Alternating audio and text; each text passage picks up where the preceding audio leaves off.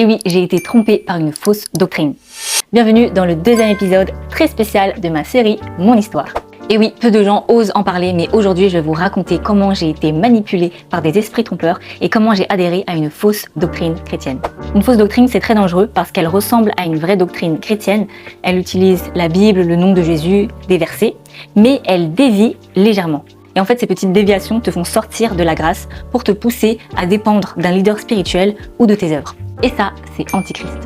Alors il y en a qui m'ont demandé, mais comment t'es tombée là-dedans, toi qui as l'air si intelligente? Eh bien la réponse est dans la Bible. Dans la lettre aux Éphésiens, Paul nous invite à développer notre maturité spirituelle et il dit « Ainsi, nous ne serons plus des petits enfants ballottés, emportés par tout vent de doctrine, par la ruse des hommes et leur habileté dans les manœuvres d'égarement. » À l'époque, je venais tout juste de me convertir et comme on dit, j'étais un bébé dans la foi. Et surtout, je sortais d'une dépression, donc j'étais encore émotionnellement très fragile. Et comme le dit si bien le verset, je me suis laissée emporter par une doctrine d'égarement. Et comment c'est arrivé? Dans l'église où je me suis convertie, j'ai commencé à suivre une personne qui paraissait profondément dévouée à Dieu. Et je me suis beaucoup attachée à cette personne émotionnellement. Et ensuite, elle a ouvert sa propre église et avec mon mari, on l'a suivie. Et en fait, au début, tout semblait normal. Mais en fait, petit à petit, avec le temps, les vrais fruits sont apparus. Et d'ailleurs, le Seigneur Jésus dit que c'est aux fruits qu'on reconnaît un faux prophète. Et aussi que les loups se déguisent en brebis. Parce que oui, il y avait des miracles, des guérisons, des prophéties. Alors on se disait, bah oui, c'est forcément de Dieu. Mais en réalité, ce n'est pas le miracle qui prouve que c'est de Dieu, mais c'est le fruit. Et le fruit de la vraie doctrine de Christ, c'est la paix, la joie, l'amour, la liberté, la justice, l'humilité. Mais dans l'église où on était, c'était exactement le contraire. La peur, la pression, le contrôle, la manipulation, la compétition, les menaces, le chantage, l'intimidation et même la violence physique. Et en fait, le plus sournois, c'est que ce qui est prêché n'est pas ce qui est pratiqué. Parce qu'évidemment, on va nous dire « il faut adorer Dieu au-dessus de tout ».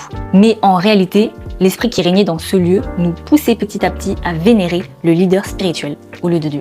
Alors j'ai pas le temps de tout vous raconter, mais par la grâce de Dieu, on a pu sortir de ce lieu.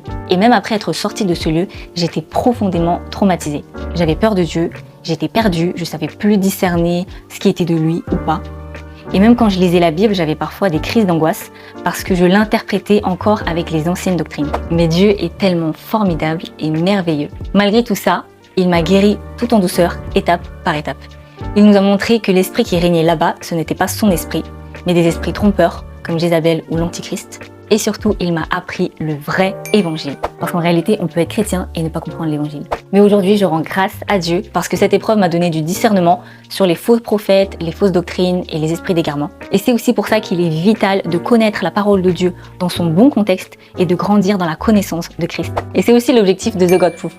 Montrer que la foi, ce n'est pas une fantaisie émotionnelle, mais une vérité logique, raisonnée et fondée. Parce que si notre foi est aveugle, alors on risque de suivre un aveugle et tomber dans le trou. Et ne manque pas le prochain épisode, je vais te raconter pourquoi et comment j'ai commencé The God Proof.